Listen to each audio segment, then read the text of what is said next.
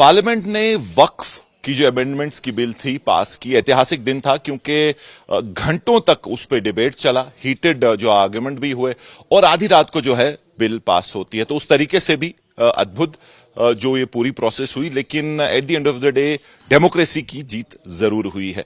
कश्मीर का भी मेंशन हुआ, यहां के वक्फ बोर्ड की जो ट्रांसफॉर्मेशन हुई है पिछले 3-4 साल में, और जो आर्किटेक्ट है उनका नाम लिया गया, दरख्शां अंद्राबी, डॉक्टर दरख्शां अंद्राबी, जो कि बीजेपी की सीनियर लीडर थी, लेकिन जब वक्फ बोर्ड में आई तो जो एक कॉन्स्टिट्यूशनल रिस्पॉन्सिबिलिटी थी पिछले 3 साल से उसको पूरा कर रही है। और चेंज सब लोग देख रहे हैं, कैसे वक्फ आज एक जो है इमर्जिंग इंस्टीट्यूशन बनी है जम्मू कश्मीर की, और कई सारे काम चल रहे हैं। हमारे साथ दरख्शां जी हैं।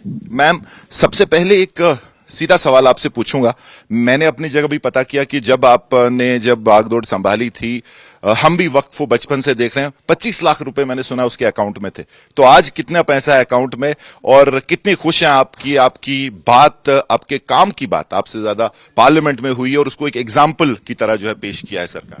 पहले आप लोगों का शुक्रिया, और अपनी तरफ से दिल की गहराइयों से मैं अपने प्राइम मिनिस्टर साहब को और होम मिनिस्टर साहब को, यूनियन मिनिस्टर किरण रिजिजू जो हमारे माइनॉरिटी के मिनिस्टर हैं, उनको शुक्रिया अदा करती हूं कि उन्होंने कल पार्लियामेंट में जिस तरह से जम्मू कश्मीर वक्फ बोर्ड का नाम लिया एग्जाम्पल की तरह, तो उसके लिए हम I have no words to express my happiness.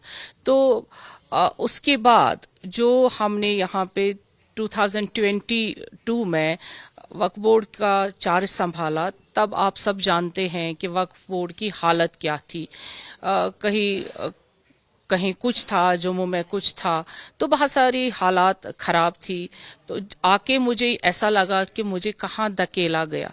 But बाद में आहिस्ता आहिस्ता 2-3 महीने हमें एम्प्लॉयज के लिए वो सैलरी भी नहीं थी, लेकिन फिर जब हमने 25 लाख रुपए टोटल थे आपके अकाउंट में? हाँ, तब उतना ही था। एम्प्लॉयज के लिए हमारे पास सैलरी नहीं थी, तो हमने किसी और यूनिट से या कहीं से लोन लेने की उस वक्त के सेक्रेटरी ने कोशिश भी की थी, लेकिन फिर ऐसा नहीं हुआ। 2-3 महीने हमने सैलरी नहीं दी। हमने सोचा हमारे पास जो एसेट्स हैं उनका क्या मुआवजा हमें मिलता है।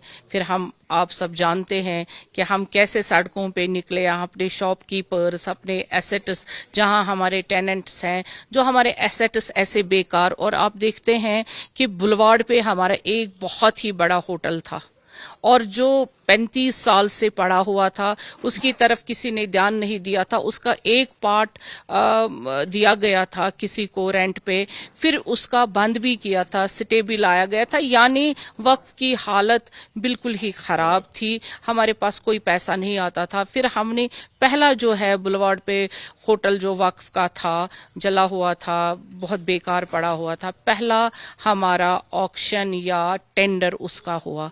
उसमें कम से कम हमें स्टार्ट हमारा उसी से हुआ, 1-2 करोड़ उससे जब शुरू हुआ आना हमें प्रीमियम, उसके बाद उसका रेंट, तो वो हमारा पहला एक बड़ा यहाँ माइलस्टोन था। हमें तब तक पता भी नहीं था टेंडर। दरख्शां जी, वक्फ की आज रियलाइज, क्योंकि वक्फ एक ऐसी चीज थी जो कि लोग ज्यादा उसके बारे में बात नहीं करते थे, किसी को रियलाइजेशन भी नहीं थी कि कितने एसेट्स हैं, कितना पैसा वक्फ जनरेट कर सकता है लोगों की फलाह के लिए। वक्फ तो बात ही चैरिटी की है, डोनेशन की है, नाम का मतलब ही है। तो यहाँ जम्मू कश्मीर में मुस्लिम मेजोरिटी है कश्मीर, तो ऑब्वियसली वक्फ की ज्यादा प्रॉपर्टीज थी। तो इतने सालों तक 30 रुपए, 20 रुपए, 40 रुपए इस रेंट पे किन्होंने लोगों को ये जमीनें दे दी? जैसे बंदर बांट था, बिल्कुल उस तरीके से हुआ है। और जो लोग इसके थे, क्या ये फैमिली फील्ड होम की तरह यूज कर रहे थे इससे पहले? ऑब्वियसली आप इसके बारे में बात नहीं करते, लेकिन कम से कम लोग रियलाइज करें कि कहां था, क्या हो सकता था, और अब आहिस्ता आहिस्ता वापस जो है ट्रैक पे आ रहा है। देखिए, पहले जो हुआ है वो तो आप सब जानते हैं, कहने की जरूरत नहीं है। जब इंसान पुराना खोजना शुरू करता है तो नया आपके हाथ से जाता है। हम यही कहेंगे, 3 सालों में हमने जहां 50 रुपए की रेंट थी वो 5,000 रुपए पहुंची। सबसे शॉकिंग क्या था रेंट जब आपने सुना किसी जमीन के? हाँ, जमीन के अभी भी है, अभी वो न्यूज आपके लिए भी है कि बरथना जगह है कमरवारी में, बिल्कुल शहर के बीचों बीच, अभी भी वहां 45 रुपए पे 4 कनाल की जमीन है। 45 रुपए पे, 500 पे 8 कनाल जमीन, जबकि वो 180 कनाल्स हमें बरथाना में, कमरवारी में वक्फ की अपनी जमीन है। जब भी मैं उस जमीन पे जाती हूँ खून के आंसू रोती हूँ, क्योंकि उस जमीन पे बहुत सारे एसेट्स खड़े हो सकते हैं। ऐसे ही जब अब लाल चौक की दुकानों को गए, जो मैंने एक क्रैक डाउन किया वहां पर भी 50 रुपए, 500 रुपए और 600 रुपए से ज्यादा कोई हमें किराया नहीं देता था, जो शहर के बीचों बीच लाल चौक के इलाके में था, तो किराया वहां से बढ़ा। और अब जिस होटल की हमने बात की, वहां भी दुकानें थी जो डलगेट के बीचों बीच हैं, वहां से भी अब किराया अच्छा आ रहा है। तभी आज जब पार्लियामेंट में 40 करोड़ की बात हुई, वो हमने तो यहीं से शुरू किया ना। हमने अगर जमीन कहीं पे रेंट पे दिया, हमने उनको प्रीमियम करोड़ों में ले लिया।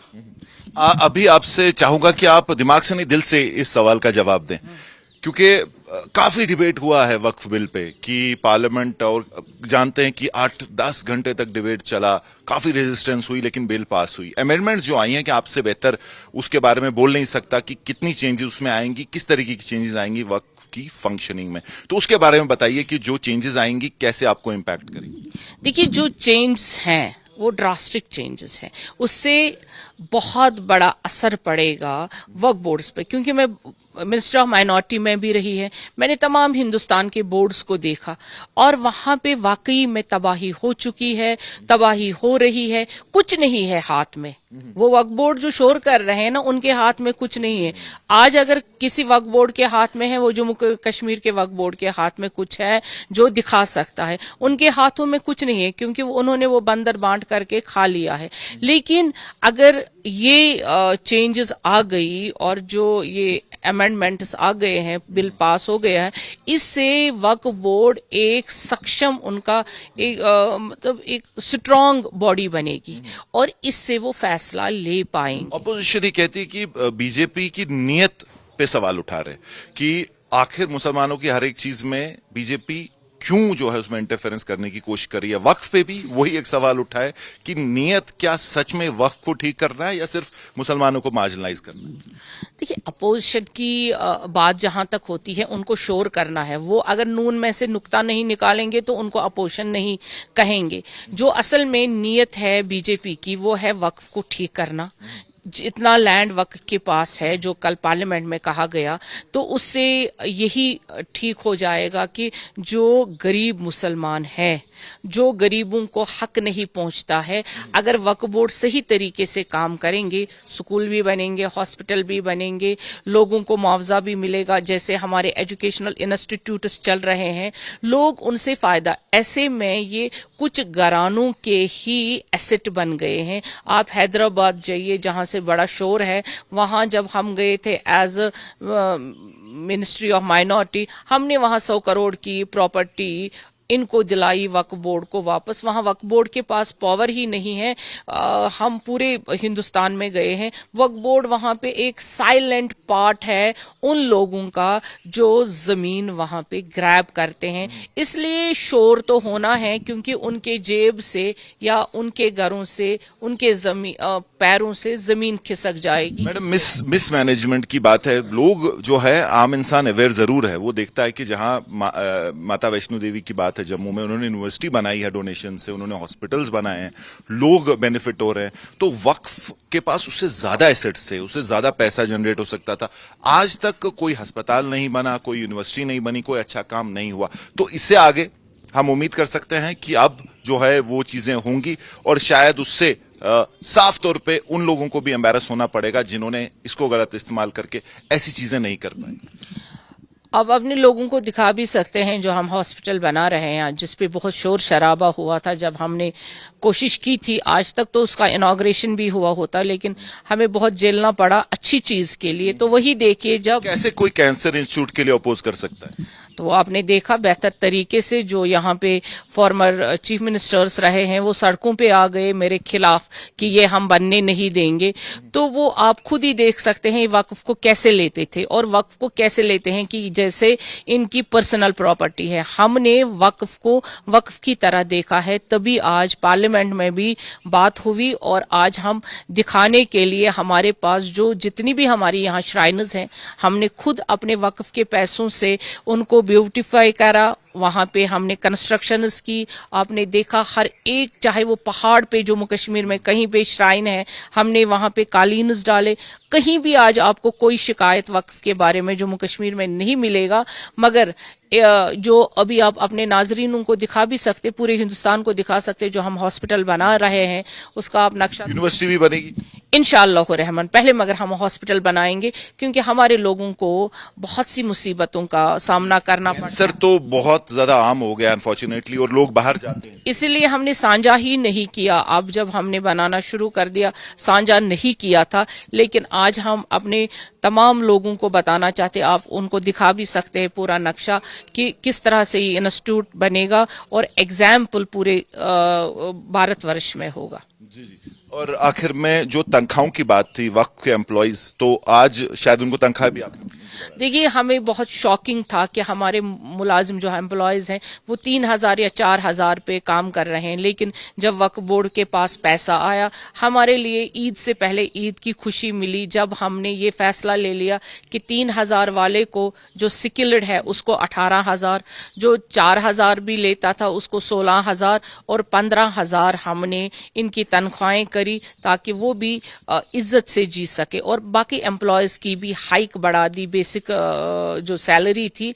इसलिए हमने वक्फ बोर्ड को सक्षम बनाया ताकि एक तो पैसा भी आया और जो वक्फ बोर्ड के अंडर प्रॉपर्टीज है उनसे भी हमने फायदा ले लिया और उनको भी ब्यूटिफाई करने की कोशिश कर रहे हैं। असल में वक्फ बोर्ड का ये, और ये भी सुनिए, हम 100 जो बच्चियां हैं, लड़कियां हैं, हम उनकी भी शादी करेंगे, मैरिज असिस्टेंस देंगे।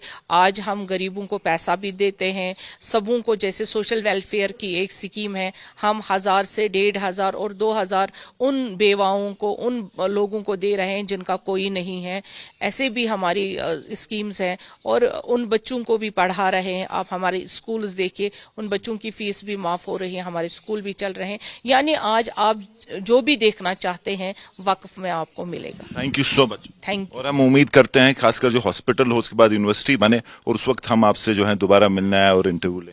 मैं इंशाल्लाह चाहूंगी कि आप जो हमारा हॉस्पिटल बन भी रहा है वो आप लोगों को दिखाएंगे भी और ये जमीन भी दिखाएंगे जहां लोगों का कब्जा है।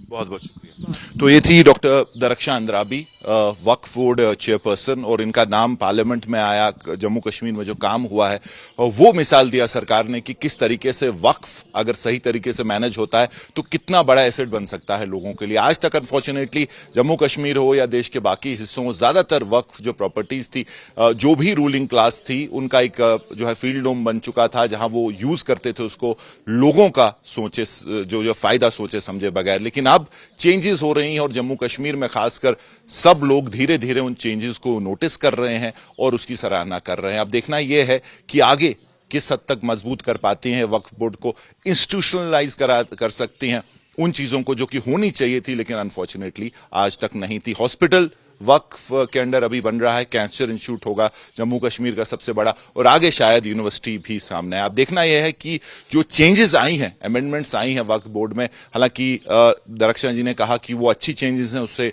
ट्रांसपेरेंसी, अकाउंटेबिलिटी बढ़ेगी, लेकिन आने वाले दिनों में कैसे डिफरेंट वक्फ बोर्ड जो है इन चेंजेस का फायदा उठाते हैं, नहीं उठाते हैं, क्या चेंजेस आएंगी वो आने वाला समय बताएगा। लेकिन जम्मू कश्मीर में जरूर वक्फ का जो एक तरीका था उसमें चेंज आई है और पॉजिटिव पैटर्न पे जो है डेवलपमेंट हो रही है, हॉस्पिटल्स बन रहे हैं और लोगों को जरूर इसका फायदा आने वाले दिनों में होगा। कैमरा पर्सन तारिक लोन के साथ मीर फरीद, श्रीनगर, आज तक।